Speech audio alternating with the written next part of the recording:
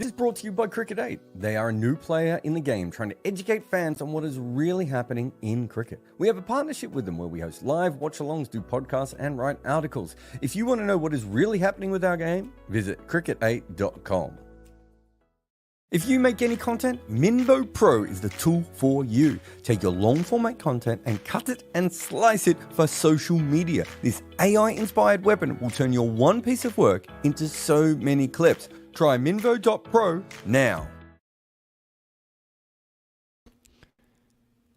Welcome to the Scoreboard. I'm Jared Kimber. Morning, everyone. Well, let us get to, I suppose, the fact that we have 4 finalists. But let's start with talking about a little bit about the one game of cricket that we actually got today. Simran Singh played another good innings, and Tide, I thought, opened the batting very well. It did have that kind of last game of the season and who's available to play vibe, but I love that that is happening in the IPL. Riley Russo also did well. And Natarajan, I thought, bowled quite well for the Sunrisers, which might be important. 214 seemed like a good score, but it was clear watching that pitch, wasn't it, that they needed to be 230. And considering their bowling lineup for this game going up against the Sunrisers, it probably needed to be 240 or 250. I thought the steam went out of the ball a little bit, and a couple of times they just lost their momentum. But I have to give Sunrisers some credit. I thought they bowled pretty well along the way there as well. And then Head went out first ball, and suddenly 214 looked like a huge title, and like things were massively going in their favour. So I'm just watching the Dutch-Netherlands game here. Netherlands were completely on top of this game and collapsing everywhere beside me. Anyway, Head first ball. Suddenly, 214 looked really, really good. And then Abhishek and Tripathi, I thought Tripathi did really well. I love his game. It's been a real shame to me that in this season, which is actually promoting players like him, he hasn't had a chance. And I thought he did really, really well. He always prioritizes strike rates over everything else, and that's my kind of dude. It was interesting towards the end that they slowed down a little bit, I thought. It didn't matter, but I just felt like it was a weird choice to take the game as deep as they did. And Shashank Singh bowled. So, for me, that was quite exciting. We will get to the finals at the end, if I remember, which I will, because I've just left myself a note, and we'll get to that. But let us start with the scoreboard part of the show. Paul van Meekeren's in for the Dutch. So let's just start with the points table. And we'll get to the game specifically at the end. Who are the teams that have probably let themselves down the most here? I think it's Delhi and CSK. I don't think there's any other side there that I think had a really viable go. We know what happened with Delhi. They were kind of all over the place even as they got better. And CSK just lost too many games early in the season that they should have won. I think a lot of us thought they were going to come good, but they were playing a form of cricket that didn't really fit this season. And I think we talked about that a little bit in the game yesterday as well. Gujarat had massive holes. I think their main strength this season was going to be that bowling in the death and the middle overs, and that wasn't their strength. And without Shami, without Hardik Pandya, and David Miller batting probably too high, it was never going to be great. Punjab probably finished more or less where we thought they would. They played some incredible games and some terrible games. And Mumbai, they took a huge chance with Hardik Pandya, and it could not have backfired anymore. And I don't think they should get the full blame for that, only because if you told me that Hardik Pandya had a bad series a season for Mumbai, I would never have thought it would be this bad. So let's get through to Punjab today. We've got here 10 runs and over to start with. 10 runs and over here. This was a magnificent stage where I thought that was where they had a chance of really putting pressure on Sunrisers. And from a Sunrisers perspective, although I suppose they wanted to win and everything else, but from a Sunrisers perspective, I really hoped that they would get around that 13, 14 runs and over at the end just to get them up to what's that, an extra 16 runs. So that gets them to 230, even 235 would have been really, really helpful. Just for the Sunrisers to fully stretch. So Sunrisers probably had the ideal chase, if you think about it, because they got to go hard, break the game early after losing an early wicket. But there was no pressure on the players at the end, and so they played in that weird style for the end of the game. These are the strike rates. Tide, I thought he looked really good at times. It was a good pitch for him. Prab Simran ended up with a strike rate of far less than I would expect. For him to face that many balls on that kind of wicket, I thought he would have gone in. Doesn't seem to enjoy the ball when it's short, and it was short and two-paced, so that didn't help. Riley Russo, who's finally playing for next year's IPL contract, and Punjab fans will be like, it would have been nice if you'd done that earlier. And Jitesh, another guy with a poor season who's finally come good there. Not the ideal situation for the Punjab fans, that one. This is Prab Simran's false shots per dismissal. We can see here a lot of these were those short balls, a lot of plays and misses. This year, he's been going out far more often than average than a normal player when he's played false shots.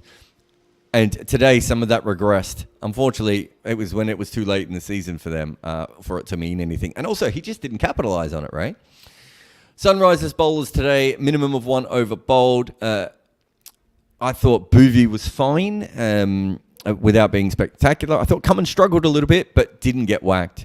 Shabaz's 1 over wasn't particularly good. Nitesh was all over the shot from the first ball. Probably held it together in the last over more than I thought he could have. And I think that was a soft ball. I think if he had a hard ball at the end, that would have been horrendous over. These are the two that I think are worth talking about the most. Vijay Kanath, is a really good bowler. I think we already know that. I've seen enough of him now, a little bit for the Emirates team and a little bit for the Jaffna Kings. Jaffna Stallions? Jaffna. Why do I keep getting that team name wrong? Do I have a Jaffna shirt? Who's the Stallions? Anyway, I got lost in something I didn't need to get lost in there. But yes, so I really went down a rabbit hole there. Look, I think his bowling's been okay. He had one pitch that suited him and he bowled good. He had one pitch that didn't suit him and he held in there.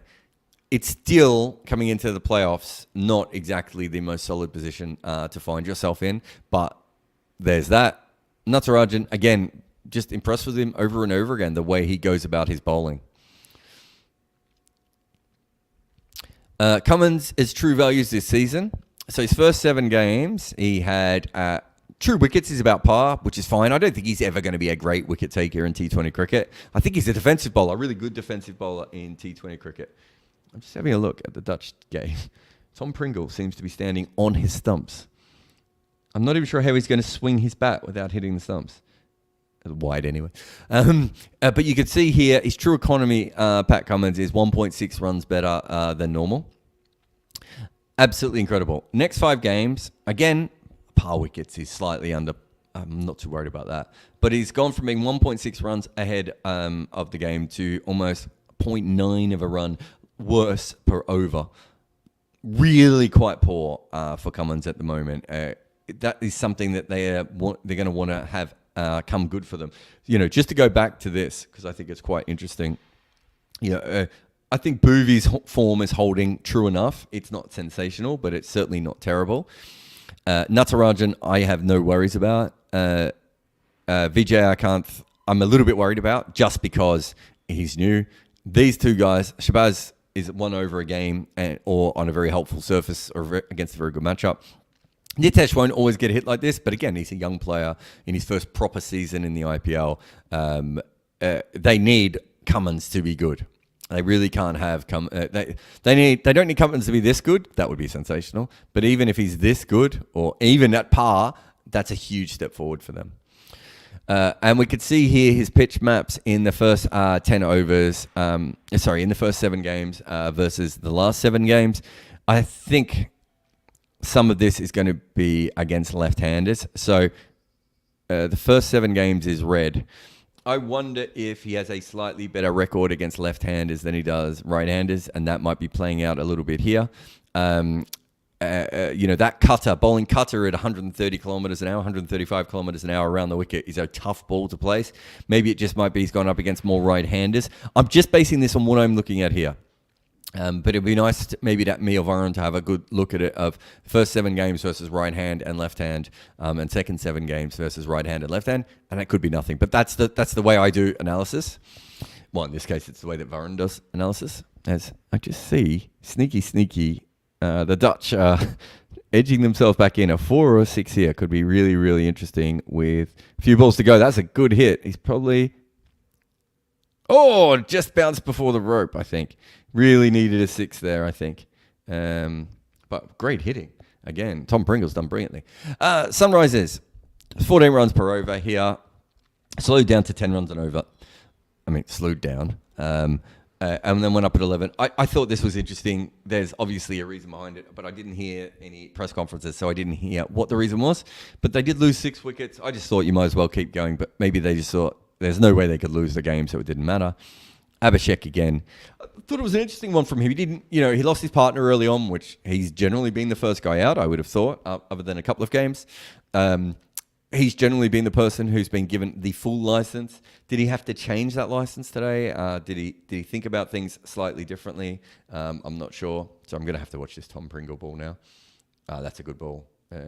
So they're going to need about 20 runs off the last over with Paul Van Meekeren and Tom Pringle. But Tom Pringle's got the strike.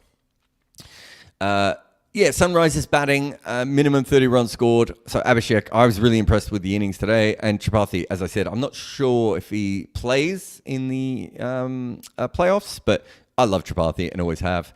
Nitesh Reddy was absolutely fine today. And Klaasen, I thought Klaasen was going to knock himself around to 10 off 10. And then they started bowling half trackers off him. And I think he just thought to himself, I might as well just all hit them all for 4s and 6s.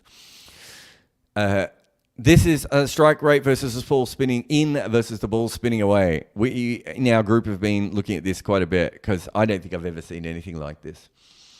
Abhishek Sharma, the ball turning in, he has a strike rate of 268. The ball turning away has a strike rate of 218. This is a brilliant season against spin. And he's got a strike rate of 2 runs per ball against both. And he's absolutely nowhere near him.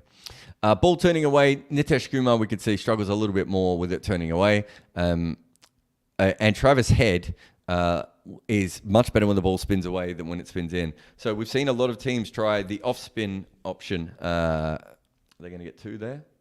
They have to go for 2. That should be run out. Oh, bad throw from Ireland. We've seen some teams go with the off-spin option. It does not work because both of these like it. I think you'd actually be better off getting the ball to spin back in because Head isn't been doing particularly well when the ball's been spinning in. Anyway, this is absolutely ridiculous for Abhishek Sharma.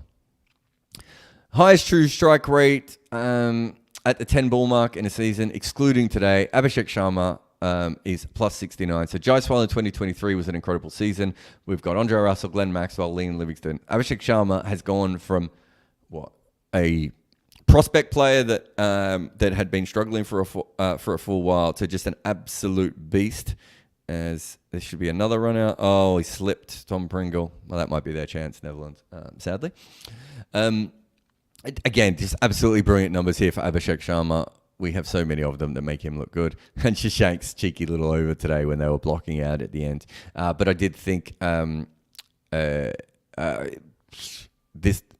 I thought Rishi was an interesting one today, actually, with the new ball. It didn't quite work, but he's a player that probably should work. Anyway, that's it for the scoreboard part of today. We'll get to your questions. I don't think there are many questions here, but we'll take a short break on the scoreboard, and we will be back after that with questions from the room here on Cricket 8's scoreboard, as Paul Van Meekeren has been caught in the outer. Remember that cricket is a funny game. 100 years before we protected our heads, players looked after their groin. So don't be as stupid as old cricketers. Protect your computer. NordVPN is the protection I use when facing cyber short balls or when the rights issue tried to dismiss me. NordVPN will help you get through the straight bat of any GEO blocks so you can watch all the cricket you want. If you need your pitch changed, well, NordVPN can doctor any surface to a new location so your IP address is set up for you to win. Want to buy an associate cricket shirt from a place that won't ship to your country? Select NordVPN. Want to watch a game on a free stream in another hemisphere? Give NordVPN the ball. Or if you just want to watch a clip on social media that the cricket board won't allow, promote NordVPN to pinch it. So if you need a VPN, go Nord. Use nordvpn.com/Kimber to get a huge discount off your NordVPN plan plus 4 additional months for free. It's completely risk-free with Nord's 30-day money-back guarantee. The link is in the show notes. Protect your computer like a cricketer protects their nether region with NordVPN today.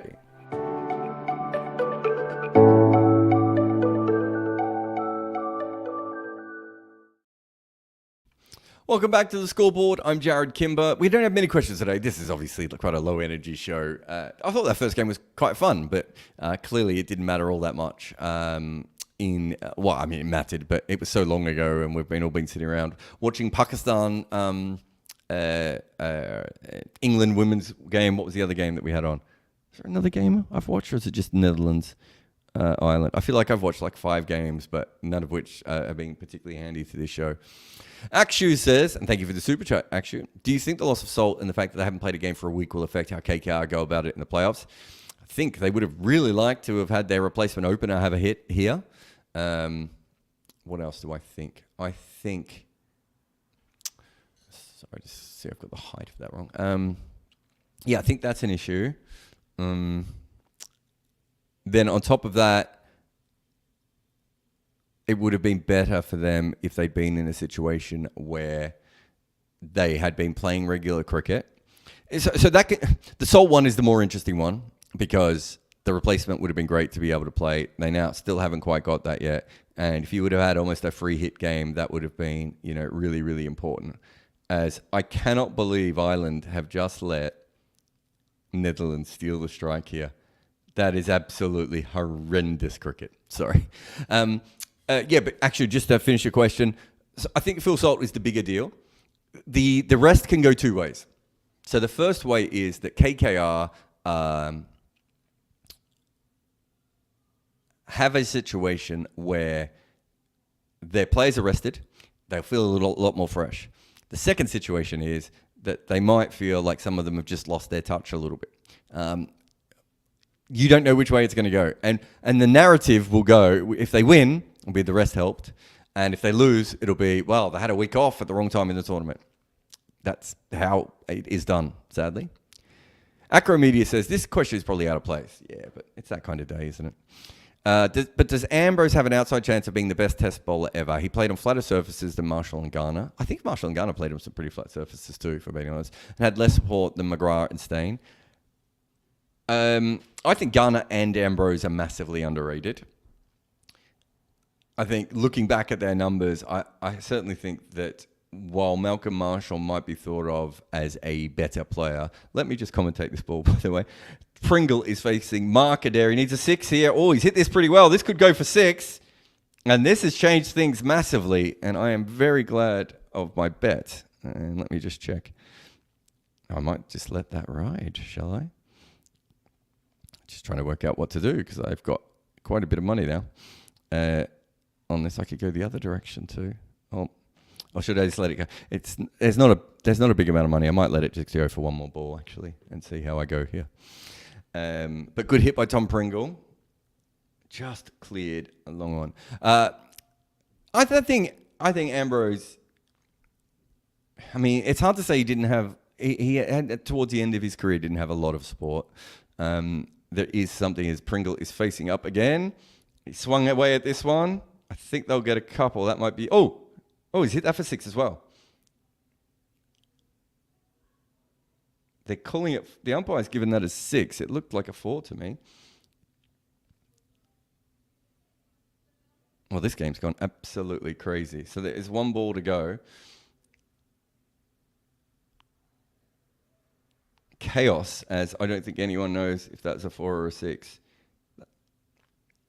Looks like it's been given as a 6. This is the cricket game we needed at the end. If he hits another 6 here, do they not win this game? Mark Adair coming around the wicket to Tom Pringle. Last ball, he swung away. This has gone up in the air. It should be run out. And have they lost that by 2 balls? Well. That's 2 balls. It's by 2 runs. What a crazy finish. Tom Pringle went absolutely nuts there. Oh, that is bizarre cricket. 35 off 13. Anyway, I didn't get to cash out. I don't know what happened. It seems to me like a bet for crashed. and suspended it. I think Ambrose has a case. I don't think when you go through piece by piece, he is the greatest bowler of all time. But I think he has a case in, I heard a podcast with Thinking Basketball podcast recently where they had you can make a lot of cases for a player being the best player of all time. They don't need to be the second or third best player. And I think Ambrose is probably in that sort of level. Siddharth says, of the 4 teams that made it, which team has the most complete squad left? It's a good question, isn't it? Sunrisers have the most complete squad left, I suppose. I mean, I don't know how you feel about that because they still don't have, great bowling or anything else. So I'm not 100% sure how to answer that question depending on what you mean. But they've lost fewer players, certainly in the last little time, than anyone else has. So Phil Salt, Will Jacks, maybe it's RCB because Will Jacks and Glenn Maxwell kind of cancel each other out, and Topley wasn't going to play probably anyway. It's an interesting one. It does depend on how you want to frame that. Asorab says, which EPL team do you support? I do not support one. I live near Crystal Palace, and my brother-in-law is a big Brentford fan. Those are probably the only 2 that... My dad supports West Ham, but no, I don't really have a team. And Rahul says, none of the teams who made the playoffs last year made it this year. 3 of them played conservative cricket and Mumbai played aggressively but were just terrible. I think that's very fair, Rahul. I can't remember if you sent this message through on the Cricket 8. There's a few people on the Cricket 8 channel there as well.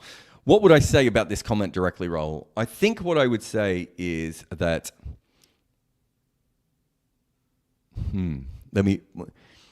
It's good from the level playing field.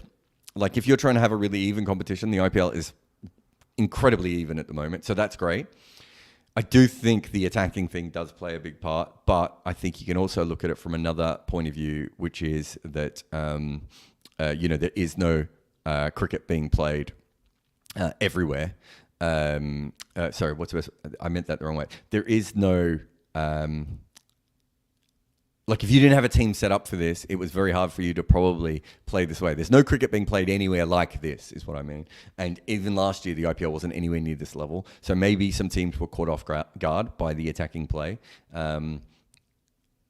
CSK is the best example of this. And you might even say the end of Rajasthan's year. CSK, it was set up to play the IPL as it was played last year, and it wasn't played that way. Rajasthan probably slightly more set up for last year than this year, although they have such a good bowling lineup, they might still be able to overcome that. They need to regain their form, of course.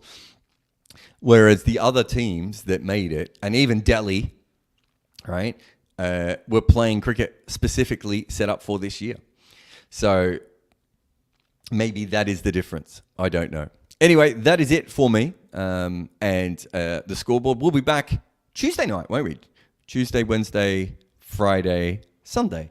We'll also be doing Cricket 8 watch-alongs all the way through. So happy that so many of you who've come from here have gone over there as well. I'm Jared Kimber. This is The Scoreboard, and we will be back again on all those days, plus a bunch of other podcasts with me and Bayram, and a bunch of other stuff. There's always more stuff. There's always things happening. We're everywhere, at all times, all at once.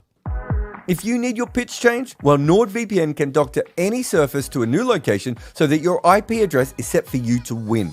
Want to watch a game on a free stream in another hemisphere? Give NordVPN the ball. Or if you just want to watch a clip on social media that a cricket board won't allow, promote NordVPN to pinch hit. So if you need a VPN, go Nord. Use nordvpn.com/Kimber to get a 2-year contract with a discount, plus 4 extra months and gifts in some markets. It's completely risk-free with Nord's 30-day money-back guarantee. The link is in the show notes. Protect your computer like a bowler protects the boundaries in the death overs with nordvpn.com/Kimber today.